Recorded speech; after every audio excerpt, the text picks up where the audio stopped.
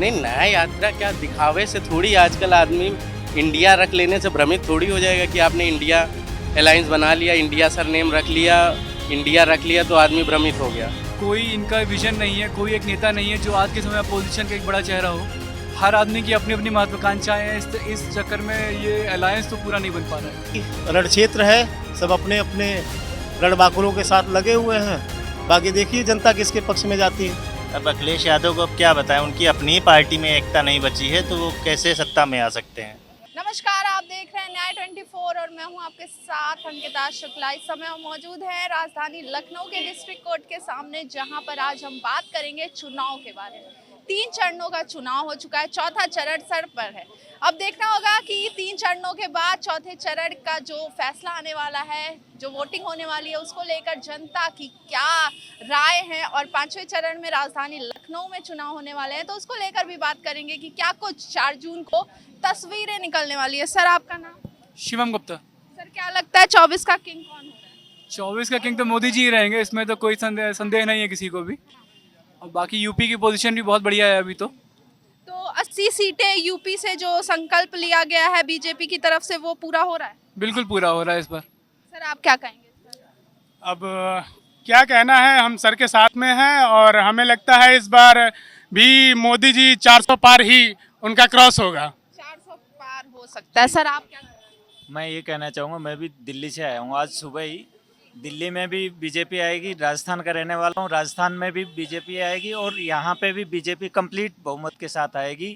और राजस्थान की बात की है तो इस समय राजस्थान के पॉलिटिक्स में बड़ा उतार चढ़ाव देखने को मिल रहा है। जब से रविंद्र सिंह भाटी का जो नॉमिनेशन का पूरा वीडियो लोगों के सामने आया, तब से कहा जा रहा है कि इस बार बहुत कुछ बदलने वाला है राजस्थान में। तो नहीं, बहुत कुछ नहीं बदलने वाला है। 1 या 2 सीट आ सकती हैं, 23 सीट बीजेपी की हैं, कंप्लीट बीजेपी की हैं, कोई डाउट नहीं है। सर, आप क्या बोलेंगे, किसकी सरकार बन रही है 24 में? मोदी की। मोदी की। सर, आप बताइए। मोदी। सर, हाँ, मैं कुछ नहीं पता। आपको कुछ नहीं पता। सर, आप? भाजपा। अच्छा, इंडिया अलायंस के बारे में क्या कहना आपका? इंडिया एयरलाइंस के बारे में तो क्योंकि हमारे बड़े भाई श्री शिवम गुप्ता एडवोकेट क्रिमिनल, ये इनका सफ़र ज़्यादा होता है, तो उसके विषय में आप ज़्यादा अच्छे से बताएंगे। सर, आप बताइए। इंडिया का अलायंस तो देखिए धीमे धीमे टूटता ही जा रहा है। कोई इनका विजन नहीं है, कोई एक नेता नहीं है जो आज के समय अपोजिशन का एक बड़ा चेहरा हो। हर आदमी की अपनी अपनी महत्वाकांक्षाएं हैं, इस चक्कर में ये अलायंस तो पूरा नहीं बन पा रहा है। सर, अमेठी छोड़कर इस बार राहुल गांधी रायबरेली से चुनाव लड़ना है, तो इसको लेकर आप क्या कुछ कहेंगे? अब यही है, अपनी नहीं है तो डुबो दी उन्होंने, बस इस बार शुक्र मनाएंगे अगर अपनी माता की सीट बचा ले जाए तो। सीट बचा ले जाए तो आइए और लोगों से भी बात करने की कोशिश करते हैं। सर, किसकी सरकार बन रही है? बट ऑब्वियस मोदी सरकार। मोदी सरकार। India alliance? एक बार फिर मोदी सरकार। 400 पार हो रहा है? उसके बारे में देखिए मैं कमेंट नहीं करूंगा, लेकिन मोदी सरकार है, इसमें कोई शक नहीं है। हम सबकी इच्छा यही है मोदी सरकार हो, फिर इस बार हो, 400 पार हो। और राजनाथ जी यहाँ से, माननीय राजनाथ सिंह यशस्वी रक्षा मंत्री हमारे, वो 5 लाख के अंतर से जीते कम से कम। अच्छा सर, राजनाथ सिंह की आपने बात की है, तो अभी रविदास मल्होत्रा ने कहा है कि हम 3 लाख वोटों से जीत रहे हैं, तो इस बारे में क्या कहेंगे? देखिए, कहने को कुछ भी कहा जा सकता है, कानून ने पूरा अधिकार दिया है सबको अपनी भावनाएं व्यक्त करने का, फ्रीडम ऑफ एक्सप्रेशन, तो उसके लिए कुछ नहीं कहा जा सकता है। No comments. तो और लोगों से भी बात करने की पूरी, जो हो सकता है, जो होना है उसके बारे में, मतलब वो सबको दिख रहा है, उसमें कोई बात नहीं है। लेकिन अगर वो अब इस तरीके से नहीं कहेंगे तो अपने ही लोगों का मनोबल डाउन करेंगे, तो उन्हें भी तो कुछ कहना है, अपने लोगों को बांध के रखना है। That's a simple thing case. आइए और लोगों से भी बात करने की पूरी कोशिश करते हैं। सर, किसकी सरकार बन रही है 24 में? अब सरकार के बारे में क्या कहा जाए, अब रिजल्ट 7 जून को आ ही जाएगा। तो सर, आपको क्या लग रहा है, इंडिया गठबंधन या फिर एनडीए?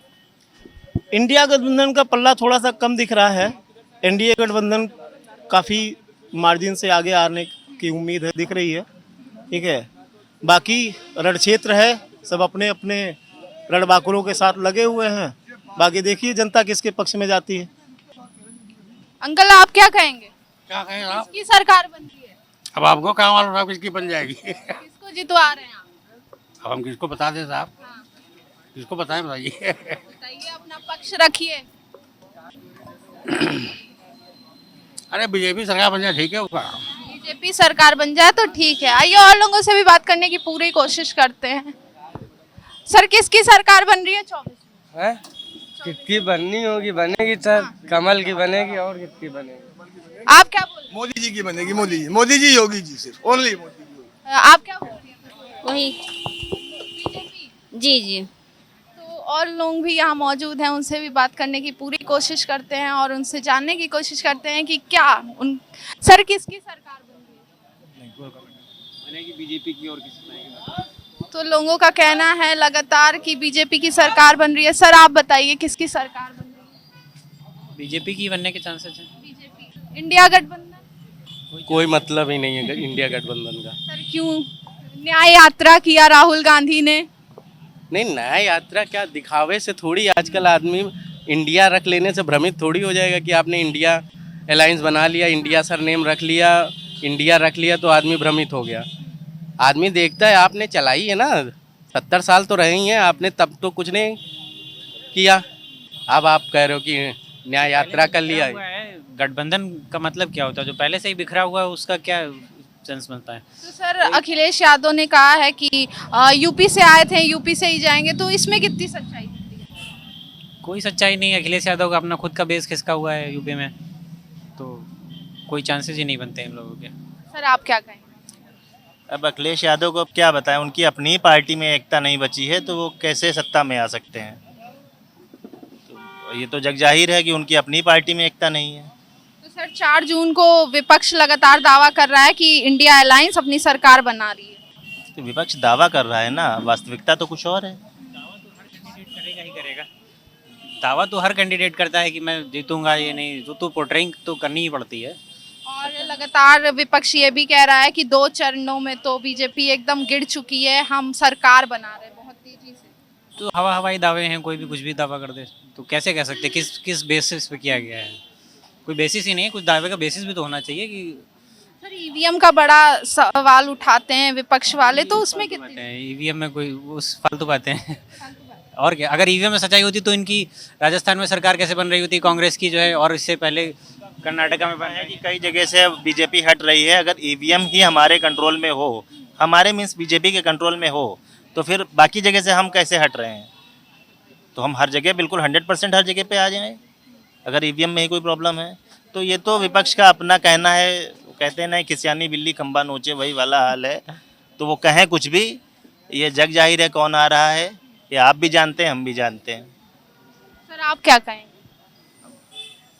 तो आप देख सकते हैं लगातार लोगों का जो दावा है वो कहना है कि बीजेपी एक बार फिर से तीसरी बार सत्ता में वापसी कर रही है और नरेंद्र मोदी ही प्रधानमंत्री बन रहे हैं। तो अब देखने वाली बात होगी कि 4 जून को जो तस्वीरें हैं वो क्या निकल कर सामने आती है, वो भी आपको दिखाएंगे सिर्फ और सिर्फ न्याय 24 न्यूज़ पर। कैमरामैन सुधीर के साथ अंकिता शुक्ला, न्याय 24 लखनऊ।